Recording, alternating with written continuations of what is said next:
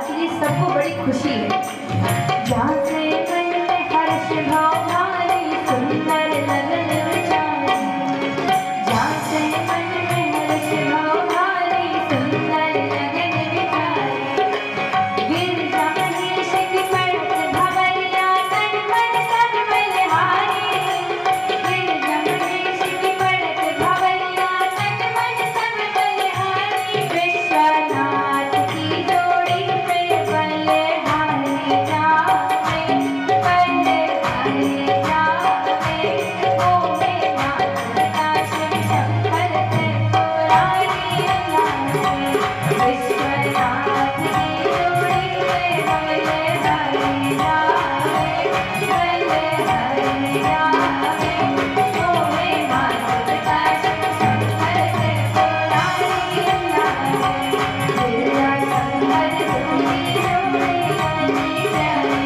लागे, अति प्यारी लागे, ओमे माता शिव शंकर त्रिपुरारी लागे, तेरा शंकर तुम्ही जोड़ी अति प्यारी लागे, अति प्यारी लागे, ओमे माता शिव शंकर त्रिपुरारी लागे, मोहे माता शिव शंकर त्रिपुरारी लागे, मोहे माता शिव शंकर त्रिपुरारी लागे।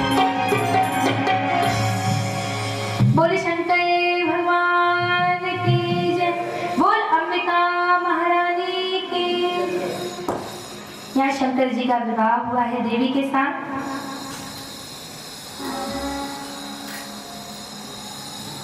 पार्वती जी को साथ लेकर भगवान कैलाश पहुंचे हैं।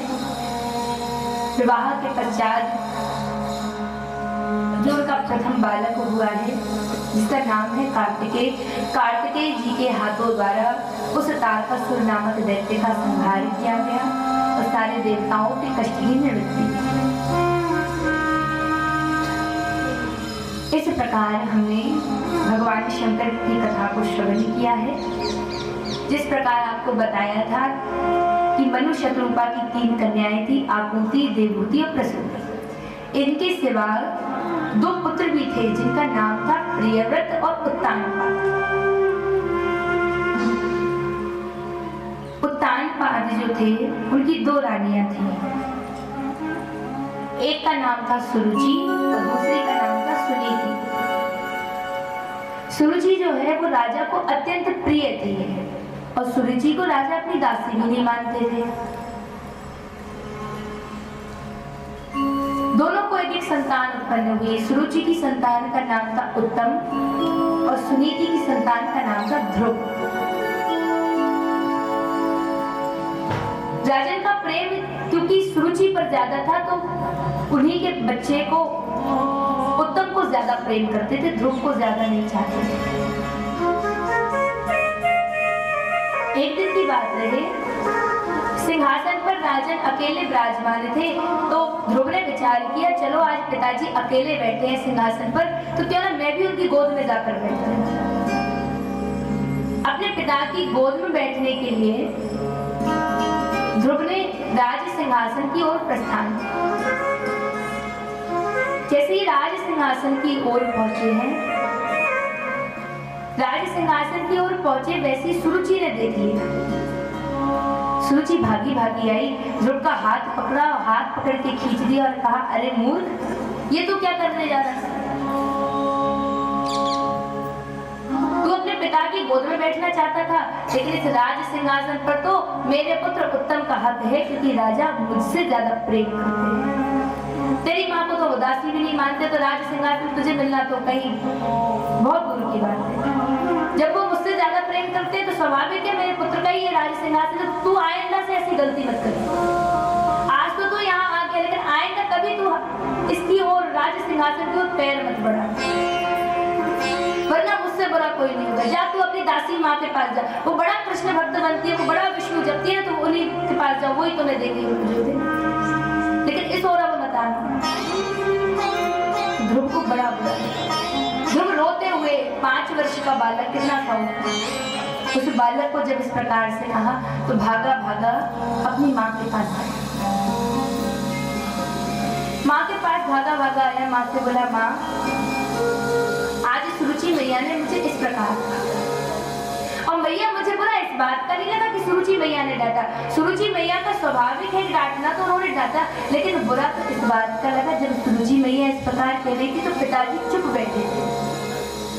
उन्होंने तो एक बार भी नहीं कहा कि बच्चे से ऐसा मत कहो, ये भी मेरा पुत्र है, आ जाओ बेटा तुम्हें गोद में बिठा ले। तो पिताजी ने भी मैया एक बार नहीं कहा। तो दुख इस बात का हुआ, बुरा इस बात का लगा, क्या मैं उनकी संतान नहीं हूँ, क्या आप उनकी पत्नी नहीं हो?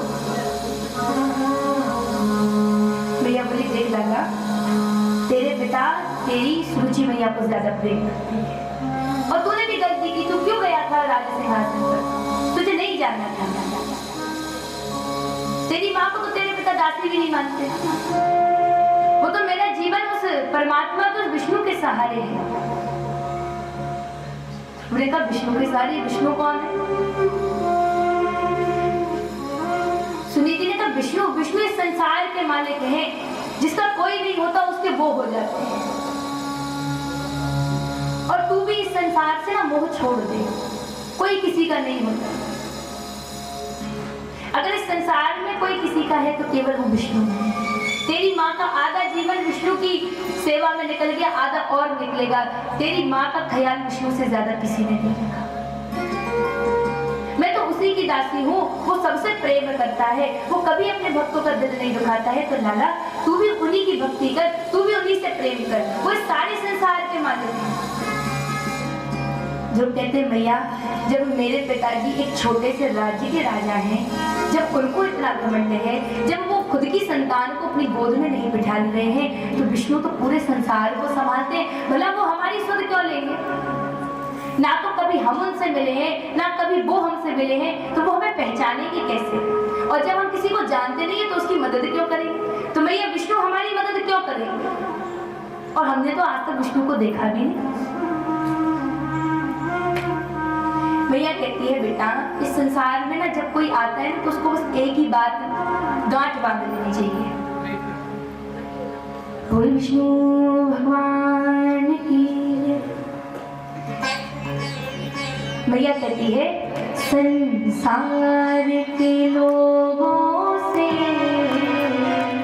इस संसार में आए हो तो बस एक बात मानो, सबसे प्रेम रखो, सबसे बोलो, सबसे बात करो, लेकिन आशा केवल परमात्मा से, क्योंकि वो दुखी नहीं करता है। संसार के लोगों से, संसार के लोगों से आशा न किया करना, संसार के लोगों से आशा न किया करना। जब कोई ना हो अपना, जब कोई ना हो अपना, हरि कृष्ण भजा करना। जब कोई ना हो अपना, हरि कृष्ण भजा करना।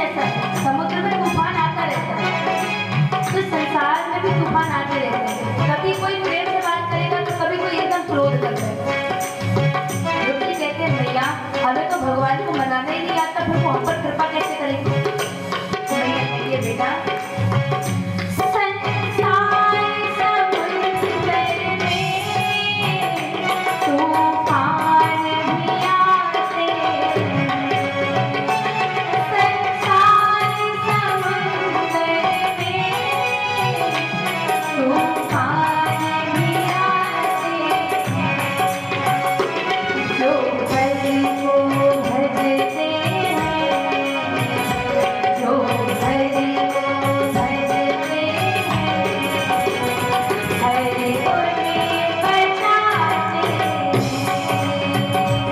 जो हरि को भजते हैं,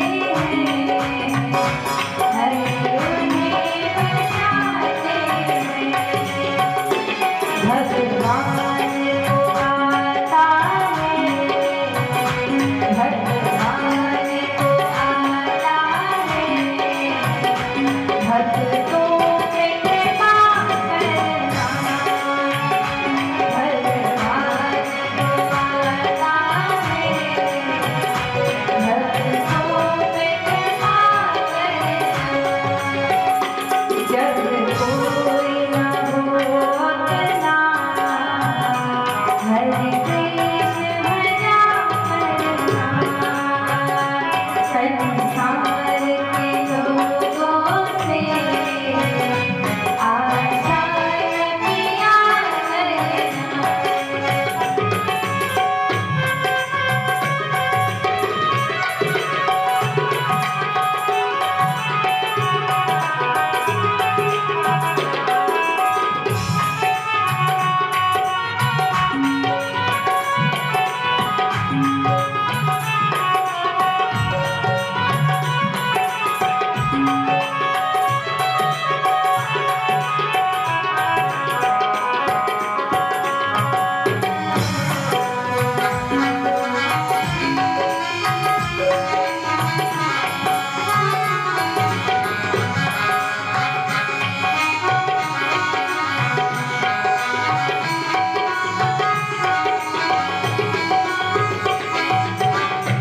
भैया जैसे देख रहे हैं, कोई भगवान विष्णु को जाने या ना जाने, लेकिन भगवान सबको जानते हैं।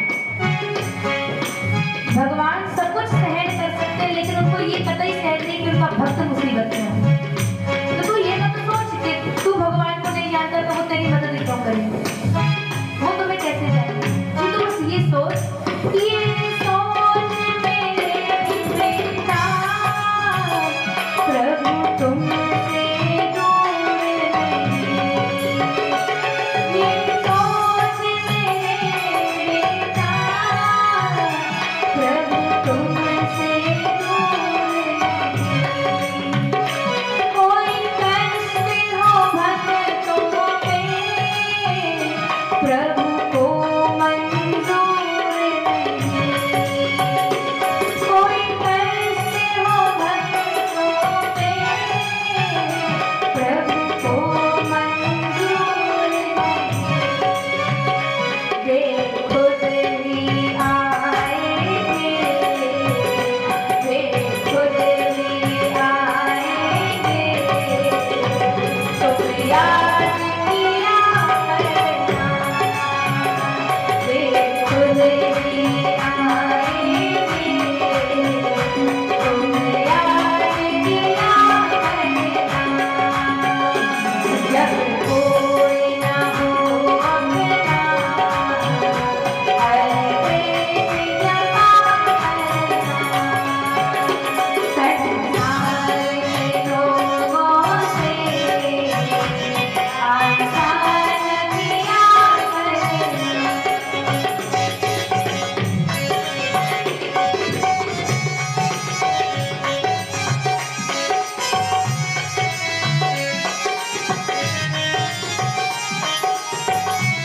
नहीं है, किसी के घर जाते हैं तो उसी में नहीं रम जाते हैं, ये ध्यान रखते हैं कि भाई मैं घर वापस नहीं जाना है। तो इस संसार में आकर वापस जाना है, केवल भैया एक ही चीज देती है, ध्रुव को कि ध्रुव केवल दिन और रात तुम्हें एक ही चीज से बचना है, वो है माया। तो तुम बस माया से बचे रहो। मत भूल मेरे बेटा, ये देश मेरा नाम है। लोगों से आशा किया करना। जब कोई न हो अपना, जब कोई न हो अपना, हरे कृष्ण जपा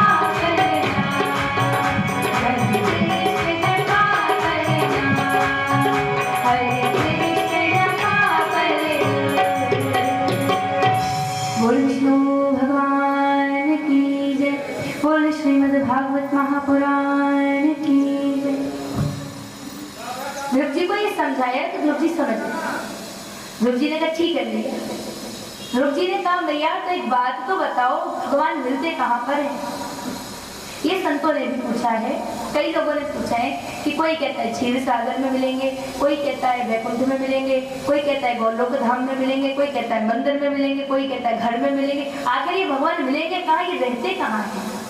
अयोध्या रहते हैं कि मथुरा रहते हैं? ये रहते कहाँ हैं? तो भगवान ने एक बार नारद जी को बताया है, नाहम बसामि वैकुंठे योगी नाम हृदय में।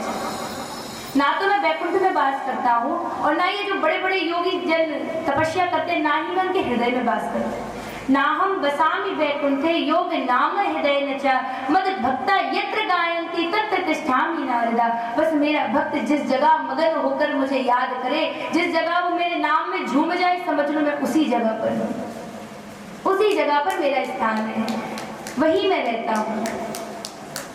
तो यहाँ पूछा ध्रुव जी ने, मैया भगवान कहाँ मिलेंगे? तो मैया ने सोचा अब बालक है कुछ भी कह दूं। का जंगल में मिलेंगे, जितने भी योगी संत है ना वो जंगल में तपस्या करने जाते हैं, वो भगवान जंगल में ही मिलते हैं। ध्रुव जी ने कहा ठीक है। ध्रुव जी बोले मैया मैं खेलने के लिए जा रहा हूँ, और कहते हैं 5 वर्ष से लेकर 10 वर्ष के बच्चे की इस प्रकार की बुद्धि होती है, आप उसके दिमाग में जो भर दोगे वो वही मान लो। अभी आप पर निर्भर करता है, आप अच्छा बताते हो, बुरा बताते हो, क्या बताते हो। अब ध्रुव को 5 वर्ष की उम्र में जब ये पता चल गया, ध्रुव ने कहा मैं खेलने जा रहा हूँ, और खेलने जा करके सीधा बलि की यात्रा के लिए निकल गए। बलि की यात्रा के लिए निकले, ऊपर से विष्णु जी देख रहे हैं कि देखो तो ये तो वही संसार का सबसे छोटा सा भक्त हमारा चला आ रहा है, वो भी बलि की यात्रा के लिए वन में आए हुए हैं। वन में सबसे पहले एक सिंह मिला, सिंह यानी शेर।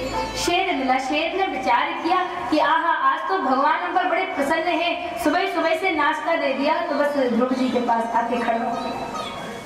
मन में विचार करके आया आज तो इसी बच्चे को खाऊंगा। और वहाँ ध्रुव जी जो कि नन्ही वाणी में हाथ जोड़ करके कहते हैं, महाराज क्या आप भी भगवान विष्णु हो? जब ये वाणी ध्रुव के मुख से सुनी तो कहा भगवान विष्णु? नहीं तो हम भगवान विष्णु नहीं हैं, और तुम्हें भगवान विष्णु से क्या काम है? तो कहता है मेरी माँ ने बताया है कि वो जंगल में मिलते हैं, वो सबके रखवाले हैं, सब पर कृपा करते, तुम उनसे मिलने आए हैं, तो क्या आप विष्णु नहीं हो? तो शेर आया तो था खाने की इच्छा से, लेकिन अब उसकी बात सुनकर कहता है मैं भगवान विष्णु नहीं हो, लेकिन तुम्हें भगवान विष्णु जरूर मिलेंगे, तुम आगे जाओ। और मन ही मन ध्रुव जी को प्रणाम करके चला। भगवान ने नारद जी से कहा नारद देखो तो हमारा भक्त चला आ रहा है, और सबसे पहले उसे हिंसक जानवरों में शेर ही मिला, कहीं और किसी के लपेटे में ना आ जाए। तो नारद तुम जाओ, तुम इसको समझाओ कि ऐसी नादानी में आकर हमें नहीं ढूंढते, तुम वापस से अपने घर चले जाओ। नारद जी भगवान की आज्ञा मान करके पधारे हैं। नारद जी हाथों में बीड़ा, मुख में नारायण नारायण नारायण करते हुए जब पधारे, उनका स्वरूप देखकर, अत्यंत सुंदर स्वरूप देखकर ध्रुव जी ने मन में सोच लिया कि हो ना यही विष्णु है। हाथ जोड़कर पूछते हैं महाराज आप विष्णु हैं? तो नारद जी कहते हैं नहीं हम विष्णु नहीं है, तुम्हें विष्णु से क्या काम? ध्रुव जी कहते हैं मैं विष्णु से मिलना चाहता हूँ, मैं उनके दर्शन करना चाहता हूँ। तो नारद जी कहते हैं वाह, ऐसे अगर भगवान विष्णु मिलने लगे तो फिर क्या नहीं है।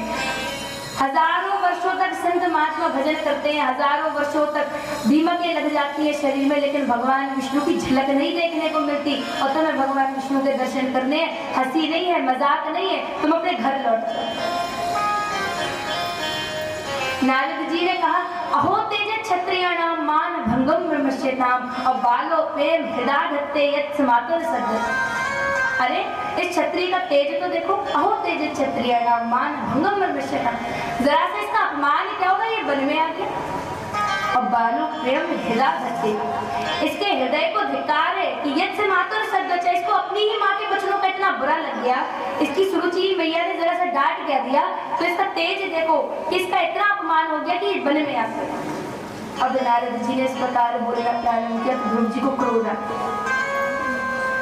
ध्रुव जी बोले महाराज हमने आपसे इतना कुछ नहीं पूछा था, केवल इतना पूछा था कि आप विष्णु हो। अगर आप विष्णु नहीं हो तो व्यर्थ में हमारा समय बर्बाद मत करो, रास्ता छोड़ दो, हम आगे जाएंगे, मैं आगे विष्णु नहीं। किंतु ये अनर्थ बातें मत कहो। नारद जी को जब इस प्रकार ध्रुव जी ने डांटा तो नारद जी कहते हैं अच्छा सुनो, तुम्हें भगवान विष्णु से मिलना है, आगे जाना, आगे गंगा किनारे बैठ करके तुम भजन करना, वही तुम्हें भगवान विष्णु दर्शन देंगे। ध्रुव ने कहा तो हम किस प्रकार भजन करें, तो कुछ भी अता पता नहीं है, तो उन्हें द्वादक्षर मंत्र दे दिया। भगवान विष्णु का द्वादक्षर मंत्र कौन सा है? ओम नमो भगवते वासुदेव, ये मंत्र दिया काफी। ध्रुव इसको तुम जपना और उसी स्थान पर भगवान तुम्हें दर्शन देंगे। ध्रुव जी ने आज्ञा ली, आगे बढ़ने लगे, पुनः से लौट कर आए और लौट करके पूछते हैं महाराज ये तो बताओ कि भगवान विष्णु दिखते कैसे हैं? रास्ते में हमने सबसे पूछा है आप विष्णु हो, आप विष्णु हो, कोई कहता है हम नहीं है, कोई कहता है हम नहीं है। अब मानो विष्णु सामने आ भी जाए तो उन्हें पहचानेंगे कैसे? तो जरा ये तो बताओ कि वो दिखते कैसे हैं? तो नारद जी कहते हैं श्रीवत्साकं घनश्यामं पुरुषं वन्दे। भगवान का स्वरूप ऐसा है कि भगवान श्याम वर्ण के हैं, चार भुजाएं हैं, चारों हाथों में शंख चक्र गदा पद्म भगवान के सुशोभित है, भगवान के गले में वैजयंती मालाएं हैं, गरुड़ पर सवार हैं। जब इस प्रकार का कोई मनुष्य तुम्हारे सामने खड़ा हो जाए तो समझ लेना आज भगवान विष्णु तुम्हारे हाथ में है। ध्रुव जी ने आज्ञा लेकर यात्रा की है, गंगा किनारे पहुंचे हैं, आसन लगाया है, वही मंत्र से तपस्या प्रारंभ की। ये सत्य है कि हजारों वर्षों तक तपस्या करते हैं, जन्म निकल जाते हैं, लेकिन भगवान का दर्शन नहीं मिलता। क्यों नहीं मिलता? क्योंकि वो भजन केवल और केवल जिह्वा से होता है, हृदय से नहीं होता, मन से नहीं होता। ध्रुव जी ने तपस्या करना प्रारंभ की। 1 महीने ध्रुव जी ने भोजन करके तपस्या की, दूसरे महीने भोजन त्याग कर केवल जल पीकर तपस्या की, तीसरे महीने जल छोड़कर केवल वायु लेकर तपस्या की, चौथे महीने वायु भी छोड़कर तपस्या की, 5वें महीने खड़े होकर तपस्या की और 6वें महीने एक पैर की एक उंगली पर खड़े होकर जो ध्रुव जी ने तपस्या प्रारंभ की, वहां पृथ्वी डगमगाने लगी, सारे देवताओं की श्वासें बंद होने लगी, सभी के प्राण जाने लगे। आज पूरी पृथ्वी में हलचल मच गई और सभी देवता हाथ जोड़ करके विष्णु जी के पास पहुंचे। महाराज बचाओ, महाराज बचाओ, महाराज बचाओ, प्रलय आ जाएगी, जाकर के ध्रुव को दर्शन दो। ध्रुव की तपस्या से, केवल उस अंगूठे भर खड़े रहने से आज पूरी पृथ्वी में हलचल मच गई। कितना टाइम हुआ है? केवल 6 महीने। आदमी जन्म जन्म तक लगा रहता है। क्यों? क्योंकि वो प्रेम से भगवान को नहीं बुलाता। प्रेम से बुलाओ, क्षण में भगवान आ जाएंगे, और प्रेम नहीं है तो ज्ञान से लगे रहो, जीवन भर हर कोई लगा रहता है, तुम भी लगे रहो, लेकिन प्रेम से भगवान प्राप्त हो जाते हैं। 6वें महीने में भगवान विष्णु ध्रुव जी के सामने खड़े हुए हैं, किंतु ध्रुव जी अपनी आंखें नहीं खोल रहे हैं। ध्रुव जी उसी छवि का ध्यान कर रहे हैं जो छवि नारद जी ने बताई।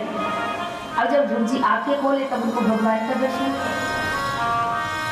बहुत देर तक भगवान को इंतजार कराया है, भगवान को नहीं देखा है, तो भगवान ने अपनी छवि छीनी। जो ही छवि आंखों से छीनी, चारों तरफ अंधकार छा गया। ध्रुव जी ने आंखें खोली तो देखा सभी भक्तों को सुख देने वाले भक्तवत्सल भगवान आज समक्ष खड़े हुए हैं। बोल भक्तवत्सल भगवान की जय। भगवान हरि रूप में प्रकट हुए। अब ध्रुव जी स्तुति करना चाह रहे हैं लेकिन आती नहीं है। भगवान ने अपने शंख का स्पर्श जो ही ध्रुव जी के गले से कराया, कंठ से कराया, वैसे ही ध्रुव जी ने इतनी सुंदर स्तुति की है कि भागवत महापुराण कहता है कि 5 वर्ष के ध्रुव ने जैसी स्तुति की है, आज तक ऐसी स्तुति कभी कोई ज्ञानी संत नहीं करता। अत्यंत सुंदर ध्रुव जी ने स्तुति की है। ध्रुव जी से कहते हैं मांगो ध्रुव, तुम्हें क्या चाहिए? तो ध्रुव मांगने आए थे कि महाराज सब कुछ देते हैं तो हमें भी इस संसार का सर्वोच्च आसन प्रदान करे, जिस आसन पर कभी कोई ना जा पाए। लेकिन भगवान की छवि को देख करके सब भूल गए हैं, भगवान से कुछ नहीं मांग रहे हैं। तो भगवान ने अपने अंतर मन से वरदान दिया है, जाओ ध्रुव, तुमको वो उच्च आसन प्रदान करते हैं, ना तो तुम्हारे पूर्वज अभी तक उस पर गए हैं, ना आगे के पीढ़ी उस पर जाएगी, तुम्हारा स्थान सबसे ऊंचा रहेगा। अभी तुम जाकर के हजारों वर्षों तक राज्य करो और मरने के बाद तुम उसी आसन पर पहुंचोगे और वो आसन कहलाएगा ध्रुव तारा, नाम से तुम विख्यात हो। ध्रुव जी ने वो आसन प्राप्त किया, भगवान की भक्ति बार बार मांगी है।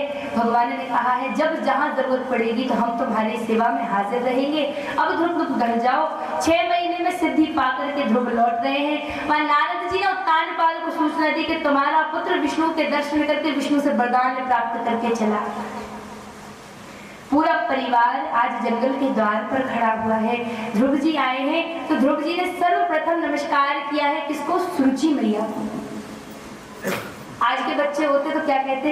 आप बड़ा उस टाइम पे कह रही थी कि सिंहासन से दूर रहना, लो हम इतना बड़ा सिंहासन प्राप्त करके आए हैं, सीधे मुंह बात ही नहीं करते। लेकिन उस टाइम ध्रुव ने क्या किया है? ध्रुव ने सबसे पहले सुरुचि मैया के चरणों को नमस्कार किया है कि मैया अगर तुम उस समय मेरा हाथ न झटकती, अगर तुम उस समय मुझसे ऐसा न बोलती तो आज मुझे वो आसन प्राप्त ना। संत ऋषि मुनि कहते हैं कि माँ क्रोध में भी अपने बच्चे का भला ही करती है। सुरुचि मैया ने भी भला ही किया। क्या किया? किसी का छोटा सा लाला आग की ओर जाए, आग पकड़ने के लिए जाए तो मैया पहले तो प्यार से कहिए बेटा रुक जाओ, वहाँ आग है, जल जाओ, बेटा रुक जाओ, वहाँ आग है, जल जाओ। लेकिन जब बच्चा ना माने, वो बिल्कुल आग के अग्नि के निकट पहुंच जाए और अपना हाथ बढ़ाए तो मैया क्या करती है? हाथ पकड़ के झटकार देती है, हो सकता है एक चाटा नहीं, और गुस्से में कहेगी जब तुझे मना किया है तू वहां मत जा, क्यों जाना? वही सुरुचि मैया ने भी किया कि मानो वो ये कहना चाहती हो कि अरे ये राज सिंहासन तो उत्तम के लिए है क्योंकि वो मेरी संतान है, उसने मेरी कोख से जन्म लिया है, तूने तो विष्णु की दासी सुनीति के गर्भ से जन्म लिया है, तेरे लिए ये सिंहासन नहीं, तेरे लिए तो बड़ा सिंहासन बना है, तू क्यों इस माया को छूने के लिए बार बार आगे बढ़ रहा है? ध्रुव ने अपनी मैया को बार बार नमन किया है, सभी से मिला है, सभी से मेल जोल करके अपना सिंहासन प्राप्त किया है। बोल विष्णु भगवान की। आज की कथा को हम विश्राम देंगे। कल हमें भगवान के अवतारों की कथा सुनने को मिलेगी। भगवान ने कब कब पृथ्वी की सहायता के लिए, अपने भक्तों के कल्याण के लिए कब कब किस किस के यहाँ अवतार लिए हैं, उन अवतारों की हम आपको कथा सुनाएंगे। भगवान के कुल मिलाकर 24 अवतार हैं, उन अवतारों की हम कथा सुनेंगे और साथ ही सबसे प्रिय अवतार जो सबको प्रिय है वो भगवान का राम अवतार और भगवान का कृष्ण अवतार की भी कथा सुनेंगे। कल कृष्ण जन्मोत्सव मनाया जाएगा। सभी से निवेदन है कि भगवान कृष्ण को पीला रंग ज्यादा पसंद है क्योंकि जब उनका जन्म हो और सबको पीले वस्त्रों में देखें तो उनको आनंद आए, इसलिए सभी कल पीले वस्त्र पहन करके आए। बोल वृंदावन में हरिनाम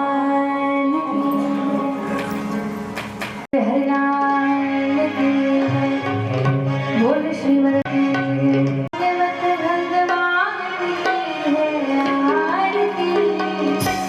पापियों को पाप से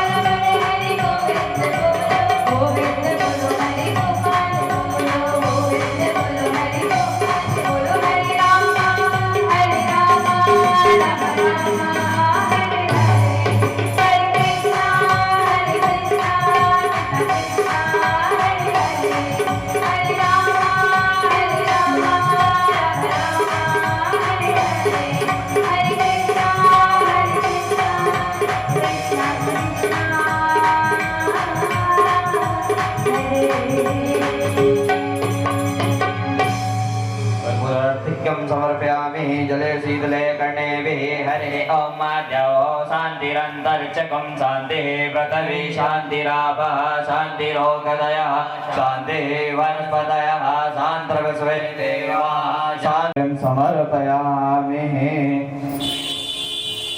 बालकृष्ण भगवान की, वृंदावन बिहारी लाल की, राधा रानी सरकार की, भूत भवन भोलेनाथ की, अनंत बलवंत हनुमंत लाल की, अम्बे मात की, राम राजा सरकार की, अयोध्या धाम की, वृंदावन धाम की, प्रयागराज धाम की, अपने अपने गुरु गोविंद की, धर्म की अधर्म का प्राण और ब्रह्म की। नमः पार्वती पतये हर हर महादेव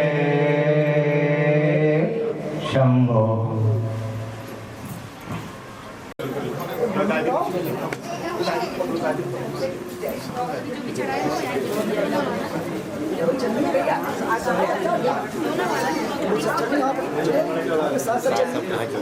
उधर घूमिए, देखिए घूम रहे ना।